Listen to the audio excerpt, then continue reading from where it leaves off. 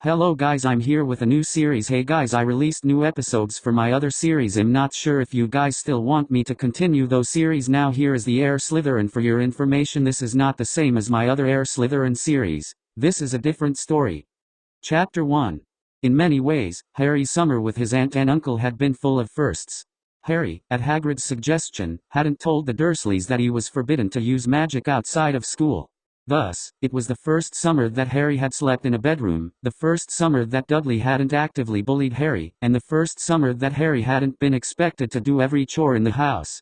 In one way, however, Harry's summer was remarkably typical. Harry found himself locked in his room on his birthday. Vernon Dursley was hosting an important dinner party on Harry's birthday.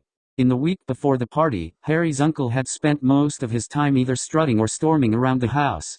While strutting, Vernon boasted about his inevitable success. While storming, Vernon yelled at Harry for attempting to sabotage the dinner party. Harry had no such plans, although, in retrospect, sabotaging the party sounded like a rather fine idea. No, the party turned into a fiasco through no fault of Harry's. Harry was sent to his room as soon as Vernon's guests arrived. Vernon warned Harry not to make a sound, and Harry had no problem complying. Harry had big plans this evening. He was going to sit and brood. It was his birthday, and he hadn't gotten a single gift or card from Draco or Pansy or Hagrid or anybody. Not for his birthday. Not all summer. It was as if his friends had forgotten him. Or maybe they weren't really friends, after all. Harry had sent of Hedwig out with letters to his friends several times each week, but she always came back with empty claws. In fact, if it weren't for Hedwig, Harry might have started to believe that Hogwarts didn't really exist and that the whole previous year had been a dream. As Harry sat down at his desk, preparing for a long night of wallowing in self-pity, he heard a soft pop behind him. He turned and discovered a strange creature standing on his bed. It had bat ears, bulbous eyes and a disproportionately large head. The thing appeared to be wearing an old potato sack, although it might have been a pillowcase, maybe. Hello. Hello, great Harry Potter. Dobby is so pleased to meet you. Whatever this thing was, it seemed friendly, but rather loud. Harry, a finger to his lips. Shh. Be quiet, or you will get me in trouble. Harry spoke in a whisper, worried that his voice would carry downstairs and interrupt the party. Dobby is sorry, Harry Potter, Dobby whispered.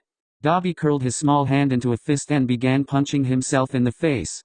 Dobby will be quiet, Dobby will be quiet, he whispered with each impact. I said be quiet, hissed Harry. The sound of Dobby's fist hitting his face was almost as loud as Dobby's voice. But Dobby must punish himself if Dobby is bad, the creature whispered, continuing to punch itself in the face. Well, stop, Harry said. You've done enough. Dobby immediately stopped punching himself. Harry realized that the creature, whatever it was responding to his direct commands. Explain who you are and what you're doing in my room, Harry said. The elf responded instantly. Dobby is Dobby, Harry Potter. Dobby is a house elf. What's a house elf? Dobby gestured to himself. House elves work for wizards. House elves clean and cook and do laundry and all sorts of chores. We does whatever our masters tell us. And did your master tell you to come here? Dobby shook his head. Dobby will have to put his ears in the oven for even speaking to Harry Potter. But Dobby has come to warn Harry Potter, sir. Tell me what you've come to warn me about. There is a plot to harm Harry Potter. Harry Potter must not return to Hogwarts, Dobby said. Actually, yes, I must, Harry said. Term starts at the beginning of September, plot or no plot. But there is a plot, Harry Potter. A plot. The elf's voice was rising again. Harry held his hands out, palms down, and made shushing sounds. The elf nodded and brought his voice lower. There is a plot to do evil at Hogwarts. If Harry Potter returns to Hogwarts, Harry Potter will be in peril. Harry Potter must remain safe. I doubt I will be in peril, Harry said. Dumbledore's the most powerful wizard alive, and he will be at Hogwarts. In fact, just go tell Dumbledore. He'll take care of it. Dobby cannot speak ill of certain wizards, the elf said. Dobby cannot reveal secrets. Dobby cannot tell anyone about the plot. Harry had been involved in many strange conversations since he discovered that he was a wizard, but this conversation was by far the strangest. Dobby, you just told me. Dobby's eyes went wide. Then Dobby must punish himself. Dobby lowered his head and broke into a full sprint, charging at Harry's bedroom wall. Harry tried to grab the elf, but he was too late. Dobby crashed into the wall, letting out a yelp of pain. Downstairs, conversation came to a sudden halt. "I'll go see what's fallen," said the muffled voice of Harry's Aunt Petunia. Harry could hear her light footsteps coming up the stairs. Dobby stood and prepared to charge at the wall a second time, but before he could run forward, Harry grabbed him by the pillowcase and tossed him under the bed. "Stay quiet," Harry whispered. The door to Harry's room burst open. Petunia stuck her fox-like face through the door. "I don't know what you're doing, but stop it. If you ruin the punchline of Vernon's Japanese golfer joke, you won't eat for a week." Harry nodded. Petunia glanced around the room one last time, then returned downstairs. Dobby crawled out from under the bed. "Dobby is sorry, Harry Potter." "You're forgiven," Harry said, distracted by thoughts of dinner, which suddenly seemed very far out of reach. Great tears welled up in Dobby's eyes. Harry Potter is a great wizard, forgiving Dobby so easily. Why would Harry Potter want to return to Hogwarts and be in danger? Harry Potter can stay home. Harry rolled his eyes. "Not on your life. It's miserable here." "It will be miserable at Hogwarts for Harry Potter. All his friends have forgotten him. They do not even send him mail." "Dobby, how do you know that I haven't been getting my post?" Dobby hunched downward, seeming to shrink in on himself. "Dobby doesn't." "No. You know something." Harry took a deep breath, trying to master his temper. "Tell me how you know that I haven't been getting letters from my friends." The elf began wringing his hands frantically. Dobby thought that, if Harry Potter thought his friends had him, that Harry Potter would not return to Hogwarts. "You've been intercepting my post." "Dobby has all the letters, Harry Potter, sir." With a small pop, a bundle of letters appeared next to the house elf. Harry's eyes narrowed. "Give me my post." "Dobby will give Harry Potter his letters if Harry Potter will agree to stay home from Hogwarts." "No. You have no right to keep those letters from me. Give them over." Dobby shook his head. Harry Potter leaves Dobby no choice. Harry dove at the elf, snatching at both Dobby and his post. The elf, and letters, disappeared with a crack, and reappeared behind Harry. Dobby opened Harry's bedroom door and ran down the stairs. Harry, horrified, dashed after the elf. When Harry reached the bottom of the stairs, there was no sign of Dobby. In the sitting room, Vernon was finishing his joke about the Japanese golfer. As he told the punchline, there was a burst of uproarious laughter from Petunia. Harry used the noise to cover his footsteps and he snuck past the sitting room and into the kitchen. Harry found Dobby standing on the counter, arms outstretched. Hovering in the middle of the room was the enormous pudding that Petunia had prepared for Vernon's guests. "Dobby, put that down," Harry whispered. "Promise," said Dobby. "Fine," said Harry. "I promise I won't go back to Hogwarts." A promise that Harry had no intention of keeping. "Thank you, Harry Potter. But Dobby cannot take any chances." Dobby thrust his hands forward in a pushing motion. The pudding rocketed out of the kitchen, across the hall and into the sitting room, where it struck the fireplace mantel and detonated in an explosion of frosting. Harry glared at Dobby. The elf smiled sadly, and threw Harry the bundle of letters. Before Harry could say anything, the elf disappeared with a crack. Then Vernon and Petunia Dursley walked in. Yes, Harry's summer was surprisingly typical. Once again, he found himself on the receiving end of Vernon's fiery anger and Petunia's cutting remarks. Once again, Harry was locked in his room. Once again, Harry was blamed for the misdeeds of another.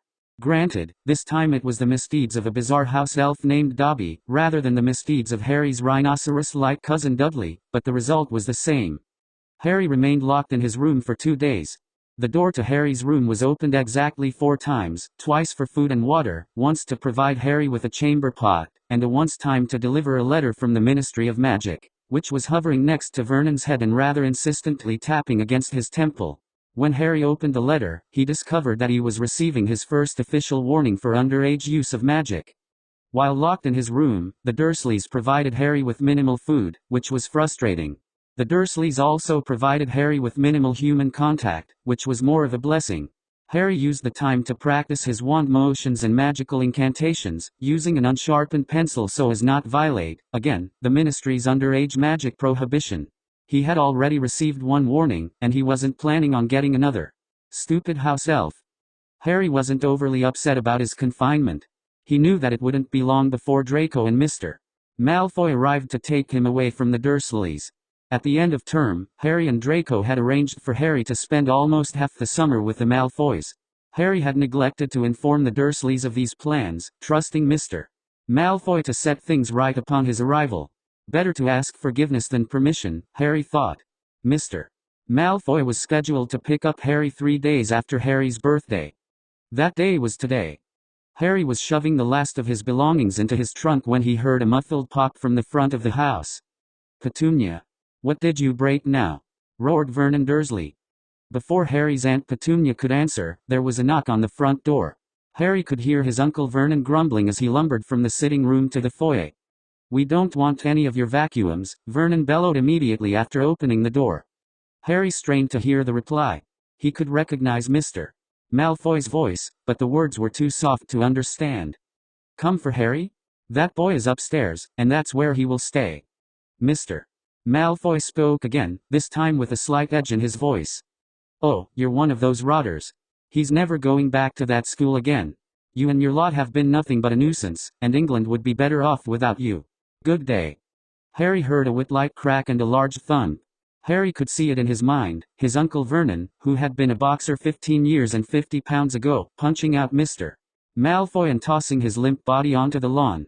Suddenly, Harry's failure to inform the Dursleys of his plan seemed like a terrible idea. Harry heard footsteps on the stairs. 2 sets of footsteps, one heavy, one light. His aunt and uncle, coming to exact some horrible punishment. Harry backed away from the door. There was a click as his door unlocked. Harry climbed onto his bed, pushing himself as far away from the door as possible. The door swung open, revealing Draco and Mr. Malfoy. Harry. Draco. Come along, boys. Let us remove ourselves from this filthy hovel. Mr. Malfoy turned and began walking down the stairs. Draco picked up Hedwig's cage and followed, leaving Harry to haul his trunk. When Harry arrived at the bottom of the stairs, he was treated to an amazing sight: Vernon Dursley, frozen in place, hanging upside down from the chandelier in the foyer. How'd you do that? Asked Harry. Petrificus totalus, replied Mr. Malfoy, followed by Levi Corpus. Generally, I would simply hoist the oaf out of the way, but I could no longer stand the blubbering sound of his voice. Mr. Malfoy ushered the boys out of the house and turned to Vernon Dursley. These spells would wear off in about an hour, said Mr. Malfoy. I could leave you until then. But I think terminating them now will be rather more satisfying. Finite incantatem. Vernon's petrification ended at the same time as his levitation. The chandelier, suddenly discovering itself attached to 300 pounds of screaming Dursley, came crashing down from the ceiling. The chandelier, and Vernon, landed in a heap on the front rug. Vernon lay still, taking deep heaving breaths like an exhausted walrus. Plaster drifted down from the hole in the ceiling, covering him with a fine powder. Draco and Harry looked on with astonishment. With a small smile, Mr. Malfoy turned away from the Dursley residence and began walking toward the street. Yes, that was rather more satisfying, he said softly to himself. Harry agreed. Chapter 2. Mr. Malfoy brought to boys to Malfoy Manor by sidelong apparition. Harry had known that Draco came from money, but was still unprepared for the size of the house and the grounds. This is huge, Harry said. It's home, replied Draco casually. Come on, let's get some lunch and then we'll play Quidditch. Harry sighed. I don't have a broom. Harry, we have tons of brooms. You can use one of my old brooms until you get your own. As the 3 wizards stepped inside the mansion, Harry stopped dead in his tracks. Years of living at number 4, Privet Drive had taught Harry that nice things were not to be walked upon, sat upon, breathed upon, touched, or looked at. Harry could tell at a glance that even the smallest afterthought of an accent piece in the Malfoy Manor was more expensive than the greatest showpiece at the Dursleys' residence. With a nod to the boys, Mr. Malfoy disappeared up the stairs. Draco strode into the parlor. Dobby. We need lunch. Draco shouted into the open air. With a crack, the house elf appeared, presenting Draco with 2 trays of food, sandwiches on one, freshly cut fruits and vegetables on the other. The elf set both trays on a side table and, saying nothing, disappeared with another crack. Draco grabbed a sandwich and dropped into a massive armchair. What was that? Harry asked, finally coming to his senses. Oh, that's Dobby, our house elf. Draco said. Dobby keeps the place clean and makes the majority of the food. Any proper wizarding family has a house elf. Sure, fine. But why was he at my aunt and uncle's last week, trying to convince me not to go to Hogwarts? Dobby, visiting you? That's impossible, Draco said confidently. Dobby never leaves the grounds of Malfoy Manor. It's part of his house elf contract. He'd punish himself very painfully if he ever left without permission. Then it was definitely him, said Harry. He spent half the time banging his head against the wall or punching himself. Draco shook his head. There's no way. House elves don't have the willpower to violate their contract so flagrantly. They're a lower order of magical creatures. It must have been some other elf. I don't think so, said Harry. Maybe we should ask your dad. Is there any way he could check? We are not going to mention this to my father, Draco said emphatically. Trust me. Father doesn't want to be bothered with any silliness.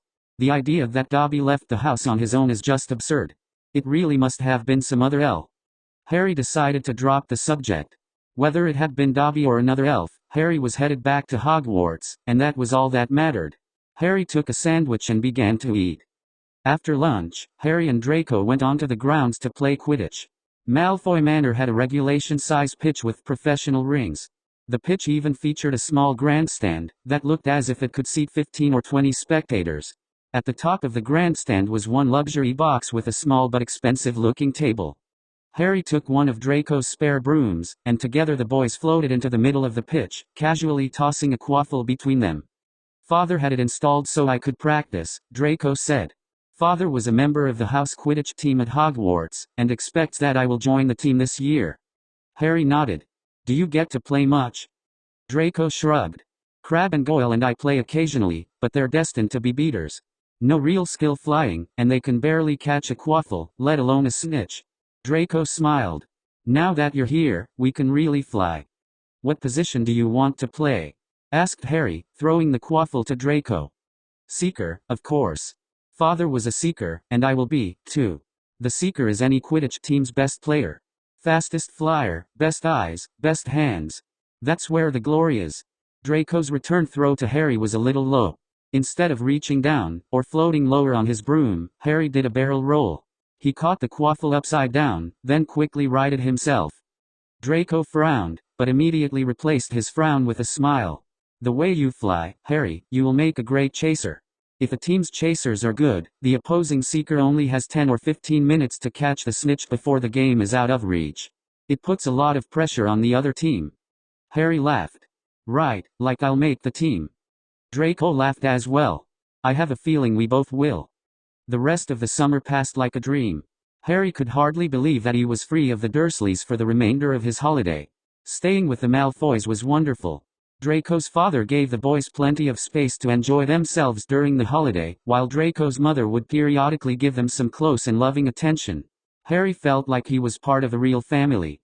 It wasn't quite as wonderful as he had felt when he initially discovered that he was a wizard, but it was close. As the start of the fall term approached, Harry and Draco both received owls from Hogwarts with their lists of required books and supplies. Mr. Malfoy arranged to take the boys to Diagon Alley. Harry was terribly excited. His first trip to Diagon Alley was, at the time, the greatest day of his life, and a second trip with his best friend seemed to be an amazing prospect. Harry was not disappointed. Diagon Alley with the Malfoys was much different from Diagon Alley with Hagrid. Hagrid had been distracted. Retrieving the Philosopher's Stone was an enormous responsibility for the Hogwarts gamekeeper, and his preoccupation had prevented Harry from truly reveling in the wonder of Diagon Alley. Draco and Mr. Malfoy, however, strolled down Diagon Alley as if they owned the entire street. This was closer to the truth than Harry knew. Draco later told Harry that Mr. Malfoy was a significant investor in several of the shops in Diagon Alley. The three wizards ate a leisurely lunch at a small cafe and stopped at Fontescue's ice cream parlor for dessert before truly getting down to business. After having Harry and Draco measured for new robes at Madame Malkin's, Mr. Malfoy took the boys down a side street that Harry had never before noticed. This is Nocturne Alley, Draco said. The shops down here are far more interesting than anything on the main thoroughfare. Harry was astonished that any place could be more interesting than Diagon Alley. He followed Draco into a shop whose sign did not specify the nature of the product sold, but instead displayed only the names of the owners, Borgin and Burks. Mr. Malfoy admonished the boys not to touch anything, and then began speaking to the store owner. Harry and Draco were fascinated by the strange and mysterious items that lined the shelves, and Harry carefully minded Mr. Malfoy's admonition that nothing be touched. Harry could only hear snatches of the conversation between Mr. Malfoy and Mr. Borgin. Ministry raids. Muggle Protection Act. Weasley. Wouldn't presume. Of course, you understand, certain potions. Harry lost interest as the two adults began haggling. Like Draco, he was much more interested in the Hand of Glory, as well as the purportedly cursed necklace. When Harry discovered comprehensive curses, he stopped browsing and became totally engrossed in reading. A short while later, Draco approached and began reading over his shoulder. Done? Mr. Malfoy straightened from the counter. I will expect you at the manor tomorrow to pick up the goods. Draco, Harry, come along. The trio left Nocturnally and resumed school shopping. As they approached Flourish and Blotts, Harry noticed a large banner hanging across the storefront. Gilderoy Lockhart, the name sounded familiar to Harry. Wasn't that Pansy's cake from last year? He's a wizard celebrity, said Draco. Trapped or killed a bunch of dark creatures, then wrote books about it. Witches think he's good looking. Mr. Malfoy nodded. He's the type of person you might want to meet, Harry. His fame gives him a great amount of influence in the wizarding world. But the line is so long, Harry said. Draco and Mr. Malfoy both laughed. Harry, said Mr. Malfoy, you don't have to wait in line. Mr. Malfoy was right. A quick word with the proprietor of Flourish and Blotts, mentioning Potter and Malfoy, and suddenly Harry found himself at the front of the line, being introduced to Gilderoy Lockhart. Gilderoy was tall, with dusty blonde hair and perfect teeth. He was otherwise indescribable, at least in flattering terms. Words like arrogant, or pompous, or self-aggrandizing came to mind, but Harry kept those thoughts to himself. Instead, Harry let himself be drawn forward into a handshake. I'm pleased to meet you, Harry said. Gilderoy looked over Harry's head, however, and began speaking to the cluster of reporters that surrounded them. Not only will Harry be receiving a complimentary collection of my books, including my new autobiography, Magical Me. As Gilderoy said this, he slid a stack of books toward Harry, but Harry will also be receiving his very own actual Magical Me. Yes, this fall I will be teaching at Hogwarts School of Witchcraft and Wizardry, in the illustrious position of Professor of Defense Against the Dark Arts. At least that explained the book list for defense, which was comprised entirely of Lockhart's paperbacks. Harry felt Lockhart's arm go around his shoulder. The older man spoke in a whisper. Smile, Harry, and we'll make the front page. Flashbulbs began going off in rapid succession. Harry was caught between Lockhart and Mr. Malfoy, with no avenue of escape. A few paces away, Draco was scowling at the trio. Harry leaned over and grabbed Draco's arm, dragging him into the photos, as well. Draco seemed pleased by Harry's action, even though Harry had mostly meant to share his misery. After the clamor had died down, Harry walked toward the front of the bookshop, hands full of his new collection of Gilderoy Lockhart's books. Bet you loved that, didn't you, Potter? Harry looked up and saw Ronald Weasley. Harry frowned but said nothing, and continued toward the front of the store. And you get free books, said Weasley. Like you need them, hanging out with Malfoy and his lot. What's wrong with Malfoy? Asked Harry with an edge in his voice. He's so slimy. Then again, he is in Slytherin. Harry wasn't sure why Weasley was being so nasty. They had left school on fairly good terms, but Harry wasn't going to take any more of his crap. Say that again, Weasley, and we'll see what happens. Harry shifted his books into one hand and reached for his wand. Weasley rolled his eyes and opened his mouth to respond, but was cut off by a cheerful male voice. There you are, Ronald. Run into a friend from school, have you? An older pair of redheads who could only be Ron's mother and father appeared behind the young Gryffindor. Their clothing was garish, by Muggle standards, but seemed rather plain and threadbare compared to the wardrobe of Lucius and Narcissa Malfoy. Behind Mr. and Mrs. Weasley was a small girl with fiery red hair. Seeing Harry, she squeaked and ducked behind her mother's skirt. Ron's father strode forward and extended his hand. Harry Potter?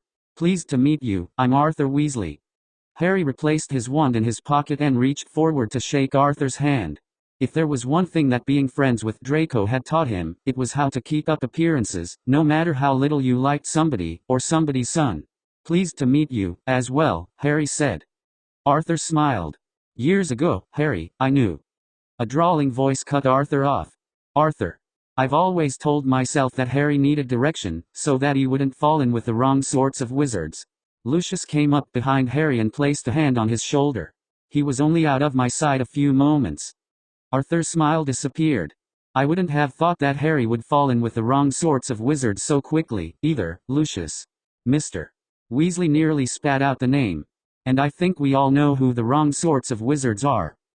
Despite the thinly veiled insult, Draco's father allowed no reaction to show on his face. Is this the youngest of your brood hiding behind you, Arthur?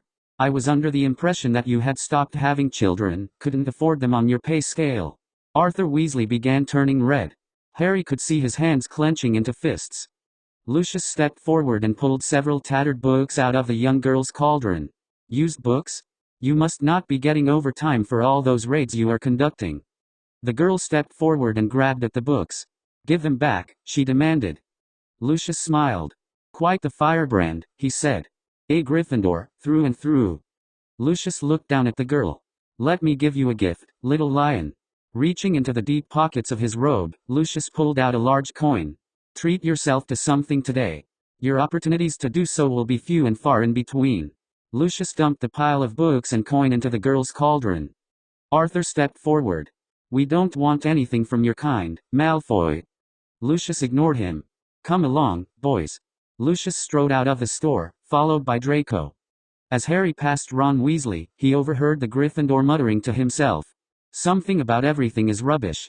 Harry quickly turned to the red-hated boy and thrust out the books that Lockhart had given him. Here, Harry said. I don't need these. Take them. Ron looked up, face turning red like his father's. Didn't you hear? We don't want your handouts. Come on, Ginny. Ron grabbed his sister's arm and pulled her away. Harry smiled as he walked out of the store. It was so easy to bait the Gryffindors. Sometimes, it happened even when you didn't mean it to. Draco and Harry followed Mr. Malfoy across Diagon Alley and through the door of quality Quidditch supplies. Harry was looking at the brooms, calculating how much money he had left and which broom he could best afford. Going into his second year, Harry would be allowed to take a broom to school for Quidditch tryouts. He started at the new brooms, but soon moved on to last year's models, and then the year before. Finally, Harry selected a used clean sweep and brought it to the counter. Harry, that clean sweep won't get you anywhere. Mr. Malfoy pushed the clean sweep to the side and placed a pair of new Nimbus 2001 brooms on the counter. You must have a Nimbus, like Draco. Harry looked down at the small amount of money in his hands. But, Mr. Malfoy, I can't. Put your money away. You and Draco are trying out for the Slytherin Quidditch team this year, and I am going to ensure that you have the best possible chance of success. Harry's jaw dropped in shock. One new Nimbus cost more than all the day's other purchases combined. It was so generous, and after Harry had thought that his friends had forgotten him for an entire summer, it was just too much. Harry barely hesitated before surging forward and hugging Draco's father. Mr. Malfoy was astonished by the gesture. Not knowing what else to do, he patted the back of Harry's head. Thank you, Mr. Malfoy. That's the nicest thing that anybody has ever done for me. From several steps away came Draco's voice. Yes, father. Thank you very much. Chapter 3. Harry's second sorting feast was much more enjoyable than his first. Instead of nervously wondering where, or if, he belonged, Harry was comfortably seated between Pansy and Draco at the Slytherin table. The sorting hat delivered its usual message, listing the assorted qualities valued by the different houses. Along with the other Slytherins, Harry cheered for each first year that was sent to their table. Weasley, Ginevra, was among the last to be sorted. Her 4 brothers smiled proudly as the redhead trotted to the front of the hall. A thought occurred to Harry, which put a small smile on his face. Wouldn't it be a riot if she were sorted into Slytherin? He said to Draco and Pansy. Think of the looks on the rest of the Weasleys' faces. Don't be vulgar, Draco said. She's a Weasley, so she's a Gryffindor. But what if she's cunning and clever and ambitious? Draco scoffed. She wouldn't be sorted into her house if she were the reincarnation of Salazar Slytherin himself. The sorting hat was placed on the small girl's head. It sat silently for a moment. Harry remembered his conversation with the sorting hat. It had tried to place him in every house except Slytherin. Well, not Ravenclaw.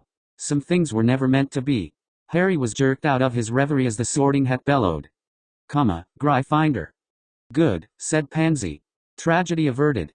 Harry turned to Pansy. I didn't know you cared so much about the Weasleys' feelings, he teased. Please. Can you even imagine, a Weasley in Slytherin? There'd be no hand-me-downs for her, because everything her family owns is red and gold. And that hair. Pansy took out her wand and transfigured some spaghetti noodles. They went from dull yellow to bright orange red. Pansy lifted the pasta and held it next to her head. Can you imagine anything worse with green robes? Most of the Slytherin second years burst into laughter. Harry chuckled, as he was expected to do, but mentioning hand-me-downs had reminded Harry of wearing Dudley's oversized Muggle clothing for most of his childhood. He hoped that Ginny hadn't been forced to do the same. Poor thing. After dinner, Harry sat in the common room with a book open on his lap. Harry was half listening to Professor Snape's introductory speech to the first years. Just like last year, Snape posed a question to the new students, and demanded an answer from each of them. This year's question was different, however. Tell me, Snape demanded, what is success? The first years began to respond in small voices. Getting rich. Winning. Being powerful. Fame. Harry was surprised by how many of the answers were the same as last year's. The question was interesting, though. Slytherin was supposed to be about ambition. What was it that Harry wanted, really? Mr. Potter. Harry snapped to attention. Professor Snape had turned to him, and all the first years were staring at his forehead. Yes, Professor. While many of the answers given by our first-year students are true, for a certain value of success, perhaps you could offer us greater insight. What is success? Success is getting what you want, Harry said. Snape nodded. Well put, Mr. Potter. 5 points to Slytherin. Snape turned back to the first years. Your responses named particular things that individuals desire. Success, however, is unique to each person. To have success, in Slytherin and elsewhere, you must first know what you want. Only then can you take the steps necessary to achieve your ambitions. Professor Snape gave a cold smile. And if you know what others want, you can use that knowledge to bend them to your will. As Professor Snape launched into the Slytherin Unity portion of his speech, a voice spoke next to Harry. Good answer. How'd you know? Harry turned and found Tracy Davis sitting sideways in a chair near him. Her calves and feet dangled over one armrest, and her head was propped up against the other. She was smaller than most of the other girls in their year. Harry knew that many of the members of his house found Tracy to be strange, but Harry thought she was just quiet, for the most part. I didn't know, really, said Harry. Slytherin is supposed to be about ambition, but I'm not sure what I really want, yet. I didn't have a specific answer, so I just answered generally. Davis nodded. It was very clever. Let me know if you ever want to break into the Ravenclaw common room. What? There's not a password, Davis said. You just have to answer a riddle. Only Ravenclaws can do it with any regularity. Who told you that? I overheard Cho Chang talking about it. She's in Ravenclaw. That doesn't seem secure, Harry said. Anybody could get in, if they're lucky. And anybody could get into our common room if they got the password. They aren't that hard to guess, half of them are snake-themed, anyway. Harry smiled. If we didn't have the password theme, we might forget that our house animal is a snake, he said facetiously. Harry gestured around the common room, where snakes were used copiously and conspicuously in decoration, paintings, carvings, stairway banisters, and even the upholstery print on one chair. Oh. Wait. Davis laughed. Anyway, I'm serious. If you want to break into the Ravenclaw common room one night, just let me know. I think we'd stand a good chance. You and I? Maybe. But we have to leave Crabbe and Goyle behind, they won't be solving any riddles. Ever. Professor Snape's voice cut across the common room. Potter, Davis. Yes, sir. Show the first-year students to their dormitories. Harry and Tracy got up and walked over to the first years. After Harry collected the boys, as he was leading them to their dormitory, he glanced over his shoulder. Tracy was at the opposite end of the common room, leading the group of first-year girls. She looked back at Harry and gave him a quick smile. Harry waved back, then turned to show the first years where they would be sleeping. Exclamation point. Exclamation point. Exclamation point. Asterisk. The majority of Slytherin attended Quidditch tryouts. Those who were not attempting to make the team were watching from the stands. Most of the students walked down to the pitch together, where last year's team members were already waiting in full uniform. Draco and Pansy were chatting on the way to the pitch. Draco's flailing arm seemed to be demonstrating a complicated Quidditch maneuver. Based on Pansy's overenthusiastic laughter, it seemed that she didn't understand anything about Quidditch, but understood quite a lot about boys. "Good luck, Harry," said a quiet voice from his side. Harry looked over and saw Tracy Davis walking beside him. "Thanks," Harry said. Davis nodded and walked quickly away without saying more. The Slytherin team had one spot open for certain. There would be a second spot open if the Flint, the team captain, wanted a dedicated reserve player. Around 20 students were competing for those spots, but Draco seemed supremely confident that both he and Harry would make the team. Before tryouts began, Draco pulled Flint aside and the two had a quick discussion. Harry walked over to listen in, but the conversation was over before he could reach them. Tryouts began with speed flying, followed by maneuverability and formations. Harry was surprised at the poor flying displayed by most of the tryouts. Several were unable to lean into their turns, which was devastating to both speed and maneuverability. Harry and Draco were easily among the top 5 flyers. The first round of cuts eliminated half of the tryouts. Crabbe and Goyle were among those eliminated, but Draco and Harry moved on. Next came ball handling. Players shot a quaffle, threw passes to both stationary and moving players, and caught quaffles while stationary and on the fly. No cuts followed the ball handling drills, but it was obvious that Harry and Draco were still among the top tryouts. Beater skills were next. The tryout players took turns striking bludgers at each other and defending another player. Because Harry and Draco were the youngest players, they were also the smallest. Their beater skills suffered considerably as a result. Both Harry and Draco were below average at striking, but exceptional at defending. Their flying allowed them to easily get in position to protect a player. Again, Flint eliminated no players. Keeper tryouts were last. Potential keepers defended against shots from both the tryouts and the returning players. Miles Bletchley, last year's keeper, had not graduated, so there were few keeper tryouts. Draco scored on more attempts than Harry, largely because Draco had more experience and better fake shots. Bletchley was a clear winner among the keepers, and he knew it, judging by his large smile at the end of his flight. Flint told the tryout players to take a break. During the break, the returning players discussed the performance of the tryouts. Harry was too far away to hear what was said, but the discussion quickly became animated. Montague, one of the returning players, threw up his hands and began yelling at Flint. Harry couldn't understand what he was saying, but he obviously wasn't happy. Eventually, Montague quieted down, but his body language showed that he was anything but calm. Flint left the returning players and walked over to address the tryouts. "Okay, here's my decision," said Flint. "Harry Potter and Draco Malfoy have made the team. All 6 players on last year's team are returning, but Montague is returning as a reserve." Montague was staring daggers at Harry and Draco. Flint continued. "Everyone else, thank you for trying out. If you didn't make the team, get better. I'll see you next year. Until then, you're dismissed. Harry and Draco, stay behind for a team meeting." Draco stepped forward and shook Flint's hand. "You made the right decision. You won't regret it." Montague also stepped forward. "I can't believe you're doing this to me, Flint. This is rubbish." Flint turned to Montague. "My job is to give Slytherin the best chance of winning the House Cup. Our team is better with Potter and Malfoy and all 7 of us flying Malfoy's Nimbus 2001s. Montague was turning red. "You're letting them buy their way onto the team." Harry was stunned. Draco hadn't told him anything about this before tryouts. Flint shook his head. "I was given an opportunity to improve the team, and I took it. Are you really going to stand there and say that the team would be better with all of us on clean sweeps? The decision is made, and it won't change." Flint turned to the rest of the team. "Let's get up in the air and sort out positions. Malfoy, Potter, the 2 of you are up for Seeker against Pusey. Get on your brooms." "I'm the Seeker," Malfoy said confidently. "No," said the captain. "The best Seeker is the Seeker." "But the brooms," Malfoy began. "The deal was that you and Potter make the team, and we get the brooms," said Flint. "You're on the team because you and your brooms give us a better chance to win. Winning is everything. If you were a garbage flyer, Malfoy, I would have cut you and your brooms in the first round, and I wouldn't have thought twice about it.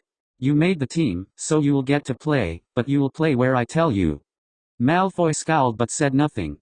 Flint walked to the trunk full of Quidditch balls and opened it. Inside were several snitches. "You'll fly against each other in pairs," Flint said. "You'll have 2 chances against each of the other Seekers. 4 chances each to catch the snitch. Whoever catches the snitch the most gets the job. Potter and Pusey, you're up first." Exclamation point. Exclamation point. Exclamation point. Asterisk. Later that night, Harry sat on a couch in the center of the Slytherin common room, unsuccessfully attempting to study. Pansy Parkinson sat close to Harry on the couch, lightly touching his arm. Across the room, Draco sat between Crabbe and Goyle, arms crossed, refusing to speak to anybody. "I can't believe you caught all 4 snitches," Pansy said. "Tell me how you got them once more, then I'll let you study, I promise." "It wasn't that big of a deal," Harry said. "Harry, it's amazing," Pansy said. "Last year you had never flown a broom, and this year you're our new seeker." Harry smiled a little. "I still can't believe it. It was so natural. It was like the snitch was trying to find me, instead of the other way around." Harry's feelings were mixed. He was excited to have made the team, and even more pleased that he earned his position instead of buying it. And the attention from Pansy was nice, but Harry still felt bad for his best friend. Harry knew how much Draco had wanted to be Seeker, just like his father. Conversation in the common room quieted, then came to a halt. Harry looked around and found that his classmates were staring at him. Actually, not at him. Above and slightly behind him. Harry turned, and found Professor Snape standing behind the couch. "Mr. Potter. I hear that you are our new Quidditch star." Yes, sir. I mean, I'm not sure, sir. I haven't even played a match yet." Snape nodded. "Nevertheless, if even half the stories about this afternoon are true, I expect to find the Quidditch Cup in my office at the end of the year." "Yes, sir." Snape paused. "Did you know that your father played Quidditch when he was at Hogwarts? He was a chaser, for Gryffindor." Harry's eyes widened. No, I had never heard. Harry hadn't known that his father had been in Gryffindor, let alone a Quidditch player. "Your father was very skilled, and insufferable because of it. Please see that you do not allow yourself to be overcome by the same arrogance." "Yes, sir." "Good. Carry on, Mr. Potter." Snape swept out of the room. Across the room, Harry saw Tracy Davis walking quickly toward the girls' dormitory, eyes to the ground. Harry moved to wave to her, but Pansy's hand was still on his arm, and he couldn't raise it in time. Has there ever been a more obvious symbol than Quidditch in the Harry Potter series? You mean there's a whole game, war, going on, and everybody is scrambling around, but none of that really matters, because the two Seekers, Harry and Voldemort, are going to decide the whole game, anyway? As a sportsman, I hate Quidditch. Playing Quidditch would be akin to playing a game of soccer while jerks on the sidelines throw lead weights at you.